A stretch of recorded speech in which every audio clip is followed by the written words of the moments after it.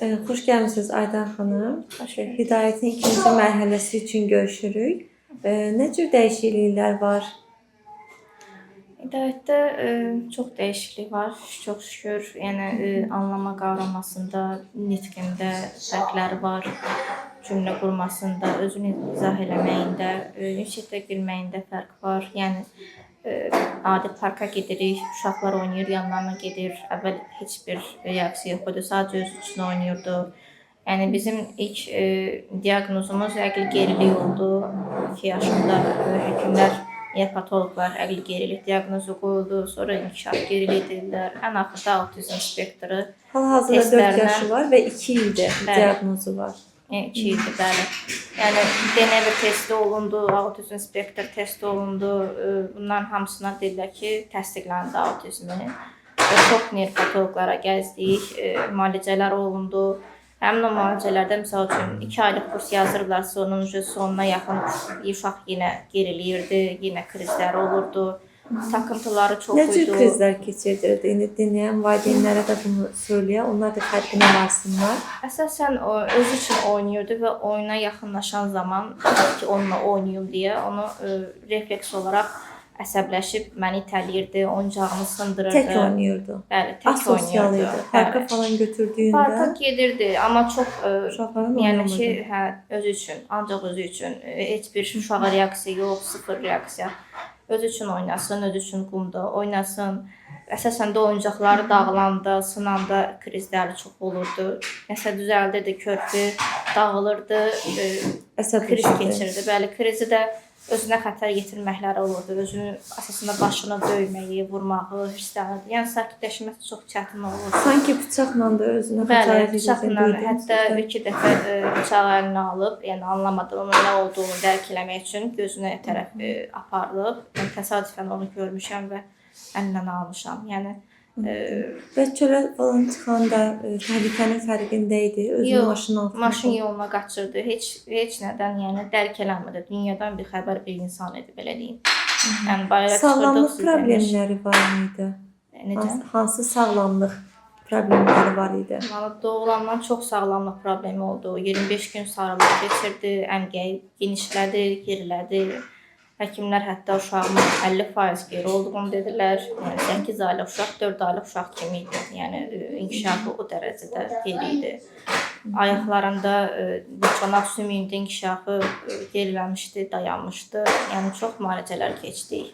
Əsasən də həkimlərin çoxusu sarılıqla əlaqələndirdilər ki, yəni beynindəki problemin, autizmin təməl nöqtəsi kimi, yəni sarılıq uzun müddətli olduğu üçün. Yəni belə diaqnozların əsas mənbəyi sarılıq idi. Mən də əslində Hidayəti dəyərləndirəndə bu prinsip üzərində dəyərləndirdim. Yəni hər autistik uşaq bilirsiniz də, yəni autizm olmaya bilər və autizm spektr adı ilə gələn uşağın da hər sağlamlıq problemi ola bilər. Hidayətin də zaten öz keçmişində, hekayəsində belə inkişaf gerilikli böyüyürdü. Yəni hər inkişaf mərhələsində bir inkişaf gerilikli ilə qarşımıza çıxırdı. Dediyiniz kimi ciddi bir sarılıq mərhələsindən keçib bu çanaq oynağında problemlər yaranıb, ciddi vitamin çatışmazlığı olub, metabolizma problemləri olub və yaşına görə geridən inkişaf edib. Və biz əslində uşağın bu problemləri üzərində başladıq yola çıxmağa. Bəs hansı müalicələrdən keçib bizə qədər? Sizə qədər ən çox nevroloji müalicələr olub. Yəni pediatrik müalicə olub, amma belə deyim də tək-tük hallarda olub. Yəni vitaminlər ən çox keçib, amma sırf belə bağırsaq müalicəsi və yaxud da digər orqanların müalicəsi elə olmayıb. Sadəcə vitaminlər çox olub ki, yəni iştah açılsın, yemək yesin, D vitamini, kalsi çatışmazlığı olduğuna görə, anemiya olduğuna görə, yəni bu cür müalicələr almışıq 2 aylıq, 3 aylıq. Anladım. Yüzdə nə qədər dəyişiklik görmüsünüz o müalicələrdən? O %20-30 bəlkə də daşıyor olmaz. Elə. Yəni az-maz fərq olurdu. Yəni də ümumiyyətlə çox yeyən uşaq deyil, iştahsız uşaqdır. Amma çəkisi də elə ona görə də gec bərpa olunur. Bəs bizim müalicədə neçə aylıq müalicə aldı? Sizin müalicə artıq 4 ay, 5 aydadır. 5-ci ayındadır. 5-ci aydayıq. Biz yəni müalicə alırıq. Çox şükür İlk nə zaman bir fərq gördünüz? Müalicəyə başlayandan 2 ay. 2-ci ayda. 2-ci ayında uje Sizi ən çox təəccübləndirən nə oldu? diqqəti və cümlə qurması. Cümlə qurması. Bəli. Yəni psixologumuzda Nitqi artıq 2-ci ayda mı gəlmişdi? yox, nitqi var idi. Yəni biz 2 yaş 10 aylığından hardasa psixoloqa başladıq və onda heç bir nitqi yox idi. Sözlər dedi, cümlə qurmağa başladı. İkili, üçlü cümlələr qururdu. Ana su ver, ata gedək, belə. Amma sizin müalicədən sonra uşağım artıq üçlü, dördlü cümlələr qurmağa başlayıb, izah eləyir. Otağa gedir, otaqda nə var, nə yox, bunu mənə izah eləməyə çalışır. Ki, ana bax, televizor açıqdır və yaxud da ana bax, multikdə nə bilim, nəsə görür, onu izah eləməyə çalışır. Ya reklamda görür, onu izah eləyir. Yəni artıq nitqimdə açılışdırmalar var, görürəm ki, diqqətində Və anlama, fərq var. analiz, sintez. Bəli, analiz fərqi üçün daha yaxşı qavrayır. Yəni psixoloji seanslarımızda da anlama qavramı öyrənmişdi.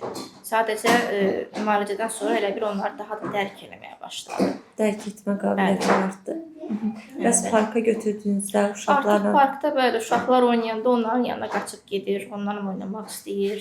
Yəni bu mənim üçün sevindirici bir hal. Uşağım tək oynamır. Uşağımın belə deyim, dəli-dəli hərəkətləri var idi da. Öz-özünə danışırdı, it kimi, at kimi, heyvani səslər çıxardırdı, heyvani hərəkətlər hətta eləyirdi. Yəni uşağıma dəli kimi baxırdılar kənardan. Artıq elə deyil. Yəni çox şükür ünsiyyət qurur. Yəni bu da sevindirici bir hal mənim üçün. artıq istədiyi bir şeyi əldə etməyəndə krizlər olur. Yox. Demək olar çox az, heç demək olar Olmazı anlayır. olmazı anlayır. Yəni biz seanslarda da market təlimi oldu, park təlimi oldu, oyuncaq mağazin təlimləri keçirdik. Yəni burada psixologumuzun da böyük bir dəstəyi oldu bizə.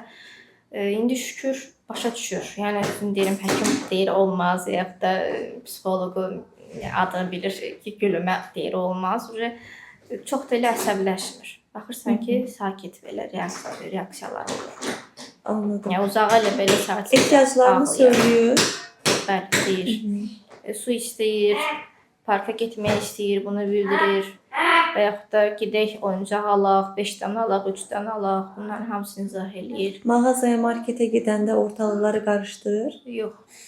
Yəni yanımda durur və sakitcə baxır ətrafa ki, hə, ətrafda nə olur? Ətrafda nə olur və onu mənə deyir. Yəni əvvəl o şey də yox idi. Bizdən müalicəyə başlamadan öncə ümidinizi üzmüşdünüz. Demək olar, hə.